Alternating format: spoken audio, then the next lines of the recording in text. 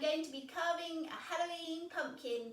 I was lucky enough this year to successfully grow 3 mammoth pumpkin squashes, and today I've chosen to carve into this big yellowy one. Now it has a funny bumpy shape in the bottom of it. Oh, how can we see it? There. Which means it won't stand up straight on the floor, it keeps rolling over. So I'm going to stand him in a big heavy plant pot. That should solve that problem. There. So then I'll be able to display him beautifully without him rolling over, because I want to have this knobble at the top, its stem. Another pumpkin carving idea is to use the stem as the nose of your pumpkin and have eyes up here and his mouth underneath, and this can be his nose rather than the traditional lid that we take off. But for my pumpkin design today, I'd like to have a lid with a handle at the top. I've searched through the internet for inspiration and ideas and have merged a combination of those designs to give me an idea of the pumpkin face I'd like to carve today. Now then, I was going to say, let's get started. I have a bowl to put my pumpkin flesh in that I shall make into soup later. I have a couple of plastic trays, one for the seeds because I shall use those as well, and one for all the scrap waste flesh that I will be throwing away, the pulp in between the seeds and the bits that I cut away. I have a selection of kitchen knives in different sizes and a potato peeler. We'll find out later what I'm doing with that one. A small pointy craft knife, or a bit far away, has a little V-shaped point in the end, which I used last year carving pumpkins and found it to work quite nicely. And some spoons for carving out that inner flesh and help scooping away the seeds. And a couple of permanent marker pens. I'm going to use these to draw my basic starter design onto the pumpkin flesh.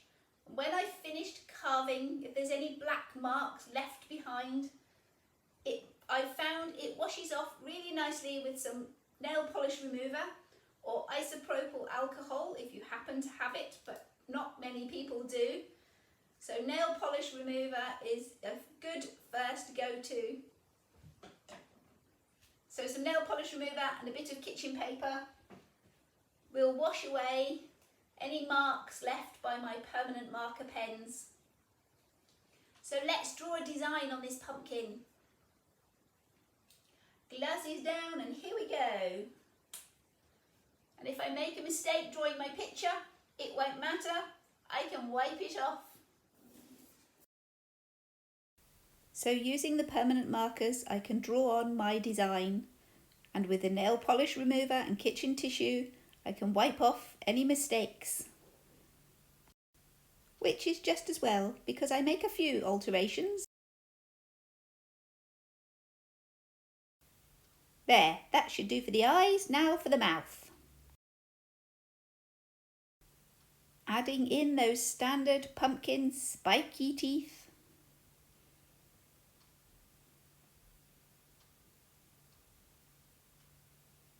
Then using the nail polish remover and kitchen paper yet again to wipe away those little guidelines I started with.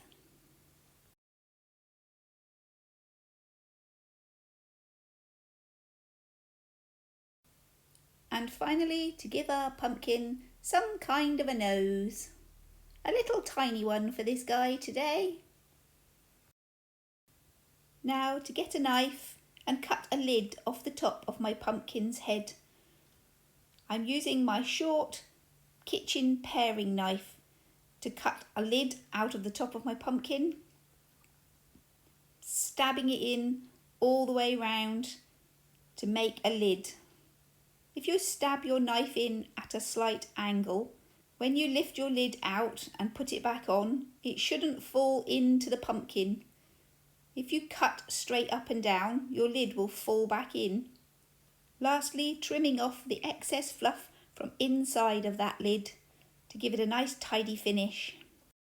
Now my lid is a funny shape. Normally you would cut a full circle. There's a reason for that. It's part of my design. And you'll find out later why I've chosen to only cut half the top. So we'll scoop out the middles and pick off all those seeds. And I'll keep the seeds and throw away the flesh. Into the compost. So nothing's going to waste. Hollowed out the inside, not very much, but some. Oh, now he's really glary. Oh, got myself a tray of seeds. I didn't take much out the middle yet. I'll do some more of that later. My main aim today is to carve him. So let's get him carved. So here goes, now for some pumpkin carving. Starting with his teeth. Oh my! And some spooky music.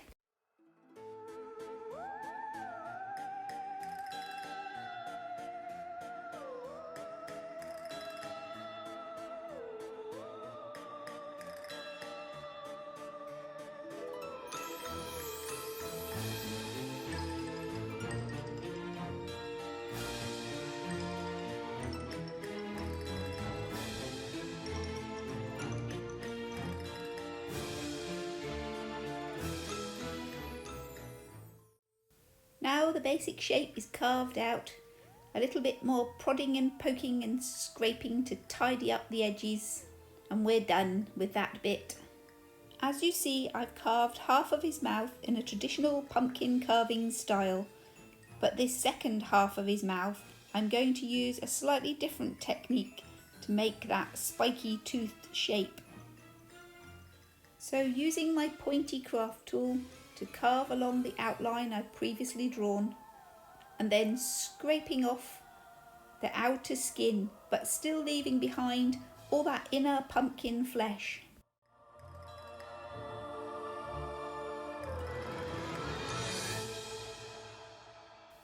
Now to start carving some fang-shaped teeth into that pumpkin flesh, giving them a slightly more three-dimensional shape.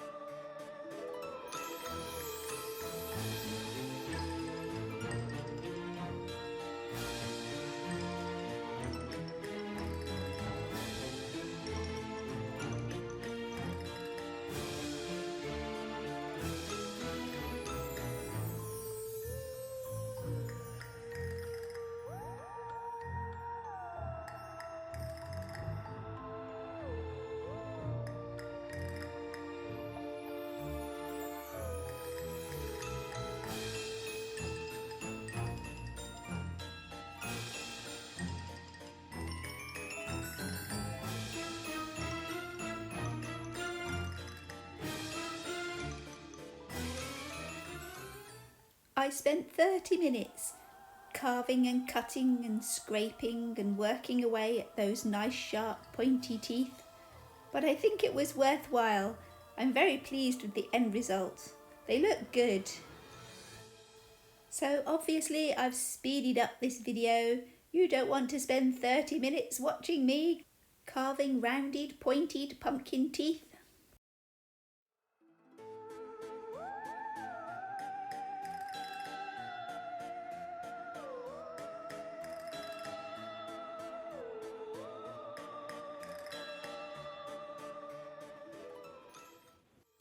Wonderful, a nice sharky grin on this pumpkin face.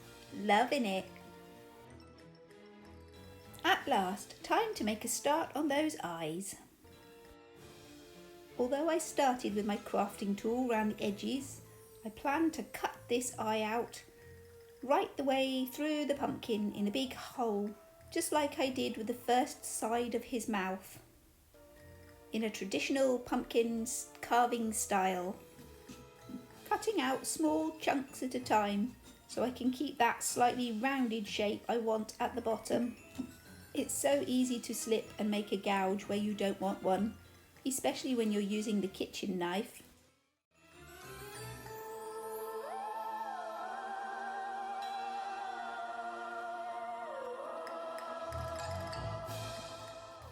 One eye done. Now time to start on those little nostrils I've given him. Or should I say about to give him. I found this bamboo skewer a very useful tool for poking out bits of pumpkin flesh.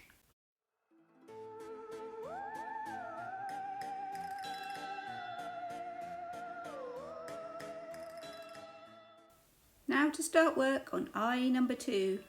I have a very different idea for this eye.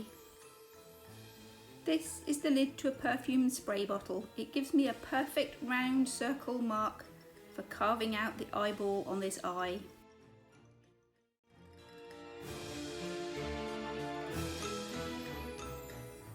And once the flesh is all carved out in that lovely perfect circle, I plan to add this spooky plastic eyeball in its place.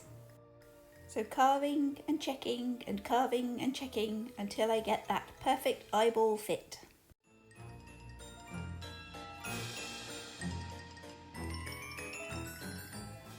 This looks good, but I'd actually like it to be sticking more proud of the pumpkin, so a bit more fiddling about to get it just the way I'd like it to be.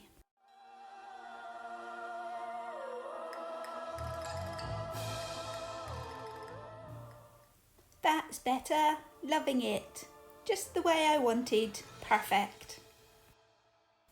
And now I'm going to take a potato peeler to half of his skull and peeling away that outer flesh, a bit like I did with the teeth on his mouth. A few places are too detailed for the vegetable peeler, so I'm going to peel those using the kitchen knife, peeling away a thin layer of pumpkin skin to expose the softer flesh underneath.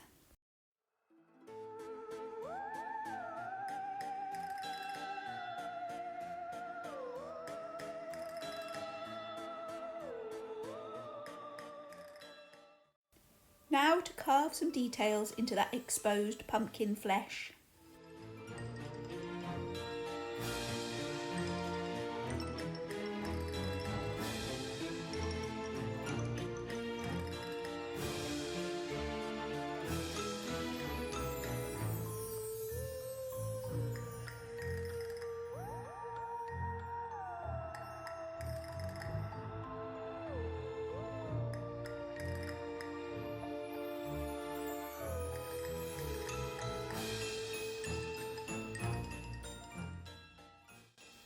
And here we have a brain for my pumpkin.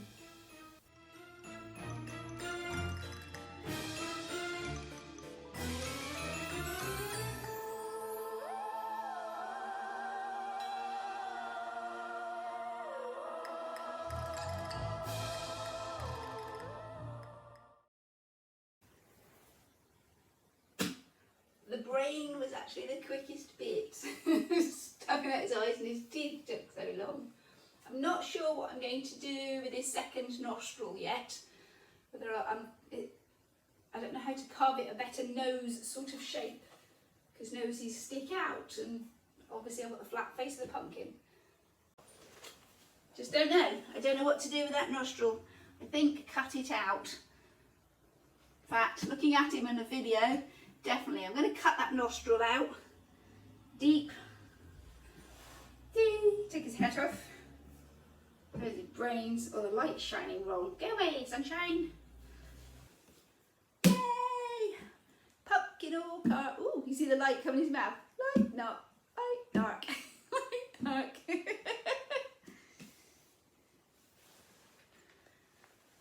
I have a tray of wonderful pumpkin seed, a few of which I can keep for next year to grow some more pumpkins. Where's my bowl gone? Oh, there. A small amount of pumpkin flesh because I haven't scooped him very thin. He's still very thick and chunky in places. Plenty to make me soup for the next day or two. I like that.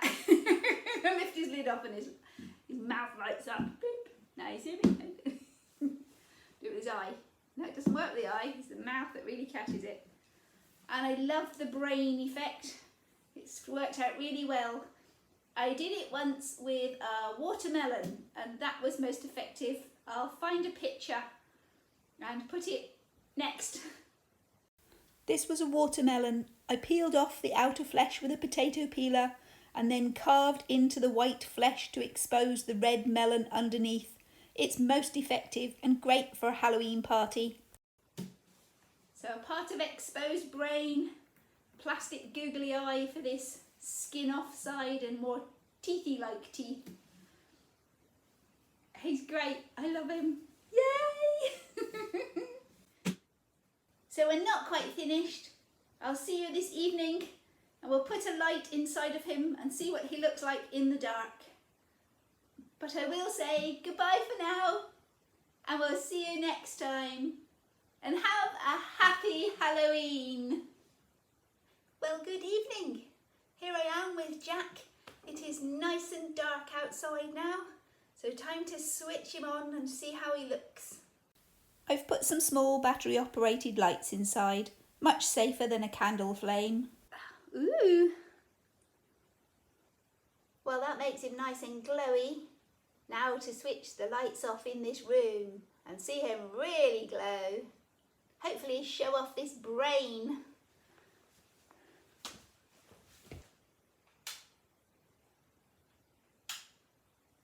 Ooh. Where are we? I can't see where I'm going now. Here I am. How's that brain? Oh, lovely. Pumpkin Jack. Ha ha ha ha ha ha ha. Oh, he's heavy. There. I think the brain area looks better in the flesh. Oh, there it is. In the flesh it looks really good. All swirly and curly. And his proper eye. Oy. Oh my, where's his pot? Ooh. So now I've carved the pumpkin. I'm all set and ready for Halloween. I have my witch's hat, my new book of potions, and a selection of magic wands to cast those magic spells. So that's it for today, and we'll see you next time. Have a wonderful Halloween. And remember, have fun.